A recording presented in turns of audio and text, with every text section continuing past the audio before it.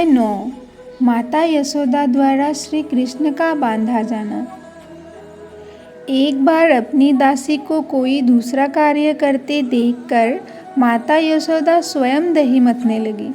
दधी मंथन करते समय वे श्री कृष्ण की बाल लीलाएं गुनगुनाने और अपने पुत्र के विषय में सोच सोचकर आनंदित होने लगी।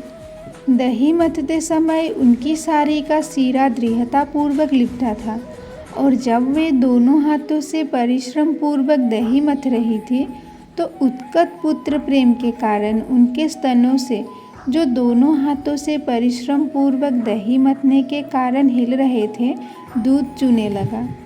उनके हाथ की चूड़ियाँ तथा कंगन एक दूसरे का स्पर्श करने के कारण रुंझुन कर रहे थे और उनके कर्णभूषण तथा स्तन हिल रहे थे। उनके मुखमंडल पर पसीने की बूंदें थीं और शीश की पुष्पमाला इधर उधर बिखर गई थी। इस अनूठे दृश्य के समक्ष भगवान श्री कृष्ण बाल रूप में प्रकट हुए। वे भूखे थे और अपनी माँ के दुलार को बढ़ाने के लिए वे चाहते थे कि माता दही मथना बंद कर दे। उन्होंने संकेत किया कि माँ का पहला कार्य दूध पिलाना था और दही मथना बाद का कार्य था। यशोदा ने अपने पुत्र को गोद में उठा लिया और उसके मुख में अपना स्तन दे दिया। जब श्री कृष्ण दूध पी रहे थे तो माता हंस हंस कर अपने पुत्र के मुख की सुंदरता निहारती जा रही थी। अकस्मात चूल्हे पर रखा हुआ दूध उबलने लगा। दूध को गिरने से बचाने के लिए यशोदा तुरंत ही श्री कृष्ण को एक ओर बिठाकर चूल्हे के पास गई। माँ द्वारा इस प्रकार छोड़े जाने के कारण श्री कृष्ण अत्यंत क्रुद्ध हुए, जिससे उनके होठ तथा नेत्र लाल हो गए। उन्होंने अपने दांत तथा होठ बंद कर लिए और हाथ में एक कंकरी लेकर तुरंत माखन की मटकी तोड़ डाली। उन्होंने उसमें से मक्खन निकाल लिया और आँखों में कृत्रिम आंसू भरकर वे एकांत में जाकर मक्खन खाने लगे। इस बीच यशोदा कढ़ाई से उफनते दूध को ठीक करके पुनः मथने के स्थान पर लौट आई। उन्होंने उस टूटी मटकी को देखा जिसमें दही रखा था। क्योंकि उन्हें अपना पुत्र नहीं दिखाई दिया, अतः वे समझ गई कि यह कार्य उसी का है। वे हंसने लगी और सोचने लगी, बालक बहुत चतुर है। मटकी तोड़कर इस स्थान से दंड के भय से चला गया है। चारों ओर ढूंढने के बाद उन्होंने उसे लकड़ी के एक उल्टे रखे बड़े उखल पर बैठा पाया। वे छत से तंगे झूले पर लटके एक छीके से मक्खन निकाल कर बंदरों को खिला रहे थे। उन्होंने देखा कि श्री कृष्ण अपने नटखट स्वभाव के कारण उनसे डरकर इधर उधर देख रहा है। अपने पुत्र को इस तरह व्यस्त देखकर वे चुपचाप पीछे से आई, किंतु श्री कृष्ण ने तुरंत ही देख लिया कि उनकी माता हाथ में छड़ी लेकर उनकी ओर आ रही है। अतः वे तुरंत उखल से उतरकर डर के मारे भाग चले। माता यशोदा उन श्री भगवान को पकड़ने के लिए घर के चारों कोनों में पीछा करती रही, जिन तक बड़े बड़े योगी भी ध्यान द्वारा नहीं पहुंच पाते। दूसरे शब्दों में योगियों तथा चिंतकों द्वारा पकड़ में न आने वाले भगवान श्री कृष्ण यशोदा माता जैसी महान भक्त के साथ एक शिशु की भांति खिलवाड़ कर रहे थे। किंतु माता यशोदा अपनी पतली कमर तथा भारी शरीर के कारण तेज दौड़ने वाले बालक को सरलता से न पकड़ पाई। फिर भी वे यथासंभव तेजी से उसका पीछा करने लगी। उनकी केश राशि शिथिल पड़ गई और केश पर लगा फूल पृथ्वी पर गिर पड़ा। यद्यपि वे थक गई थी, किंतु जिस तिस भांति वे नटखट बालक तक पहुंच गई और उन्होंने उसे पकड़ लिया। जब श्री कृष्ण पकड़े गए तो वे रुआ से हो गए। वे अपनी आंखें हाथों से मलने लगे जिनमें काला काजल लगा हुआ था। बालक ने अपने पास खड़ी अपनी माता के मुख को देखा और भय के कारण उनकी आंखें बेचैन हो उठी। माता यशोदा यह समझ रही थी कि श्री कृष्ण वृथा ही डरे हुए हैं और वे उसके लाभ के लिए उसका डर दूर करना चाह रही थी। अपने पुत्र की सर्वाधिक हितैषी माता यशोदा सोचने लगी, यदि यह बालक मुझसे अत्यधिक डर गया तो उसे कहीं कुछ हो न जाए। तब यशोदा ने छड़ी फेंक दी। उसे दंड देने के लिए उन्होंने रस्सी से उनके दोनों हाथ बांधने की ठानी।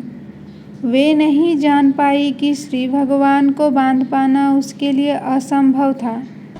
माता सोच रही थी कि श्री कृष्ण छोटा सा शिशु है। वे यह नहीं जान पाई कि यह बालक अनंत है, जिसका ना तो अभ्यंतर है, ना बाह्य, ना आदि है और ना अंत। वे असीम तथा सर्वव्यापी है। निसंदेह वे ही संपूर्ण दृश्य जगत है। फिर भी यशोदा जी श्री कृष्ण को अपना नन्हा मुन्ना ही समझ रही थी। यद्यपि वे समस्त इंद्रियों की पहुँच के बाहर है, तो भी वे उन्हें काष्ठ के उखुल से बांधने का प्रयत्न कर रही थी। किंतु जब वे उन्हें बांधने लगी तो रस्सी 2 इंच छोटी पड़ गई। उन्होंने घर से और रस्सी एकत्र की, उसमें जोड़ा, किंतु तब भी रस्सी उतनी ही छोटी पड़ी। इस प्रकार उन्होंने घर की सारी रस्सियाँ जोड़ डाली, किंतु जब अंतिम गांठ लगाई तब भी वो 2 इंच छोटी निकली। माता यशोदा हंस रही थी, किंतु विस्मित थी, ऐसा कैसे हो रहा है। वे श्री कृष्ण को बांधने के प्रयास में थककर चूर हो गई। उनको पसीना आ गया और शीश की माला नीचे गिर पड़ी। तब माता को इतना श्रम करते देख श्री कृष्ण को दया आ गई और वे रस्सी द्वारा बंधाए जाने के लिए राजी हो गए। श्री कृष्ण माता यशोदा के घर में एक मानवीय बालक की भांति अपनी चुनी हुई लीलाएं कर रहे थे। निसंदेह श्री भगवान को अपने वश में कौन कर सकता है। शुद्ध भक्त भगवान के चरण कमलों पर स्वयं को अर्पित कर देता है, चाहे वे उसकी रक्षा करे या उसे मिटा दे। किंतु भक्त अपने शरणागत पद को कभी नहीं भूलता। इसी प्रकार भगवान भी अपने भक्त की रक्षा करने में दिव्य प्रसन्नता का अनुभव करते हैं। इसका प्रत्यक्ष उदाहरण श्री कृष्ण द्वारा माता यशोदा के प्रति समर्पण है। श्री कृष्ण अपने भक्तों के लिए सभी प्रकार की मुक्ति के दाता है, किंतु उन्होंने यशोदा को जो वरदान दिया उसका अनुभव ब्रह्मा जी, शिव जी या लक्ष्मी देवी तक को कभी नहीं हो पाया।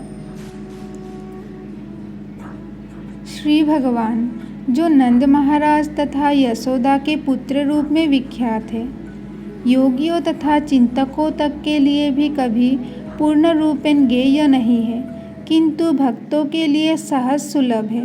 ना ही वे योगियों तथा चिंतकों द्वारा समस्त आनंद के परम आगार के रूप में जाने जाते हैं। अपने पुत्र को बांध देने के बाद यशोदा गृह कार्यों में लग गई।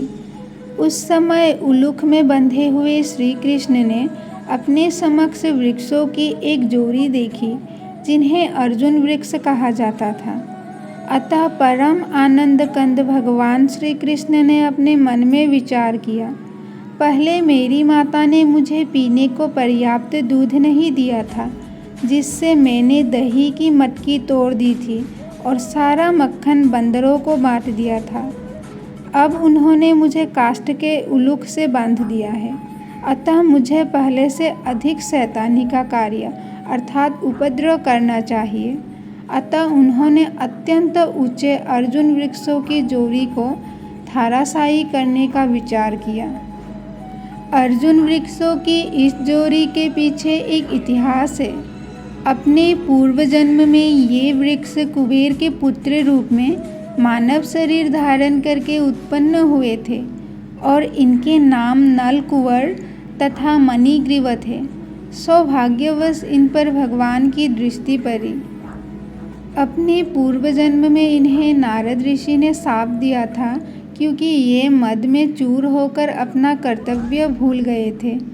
किंतु श्री नारद मुनि ने साप के साथ ही यह वर भी दिया था कि श्री भगवान के दर्शन प्राप्त करने से उनका उद्धार हो सकेगा। यह कथा अगले अध्याय में दी गई है। इस प्रकार लीला पुरुषोत्तम भगवान श्री कृष्ण के अंतर्गत माता यशोदा द्वारा श्री कृष्ण का बांधा जाना नामक 9वें अध्याय के भक्ति वेदांत तात्पर्य पूर्ण हुए।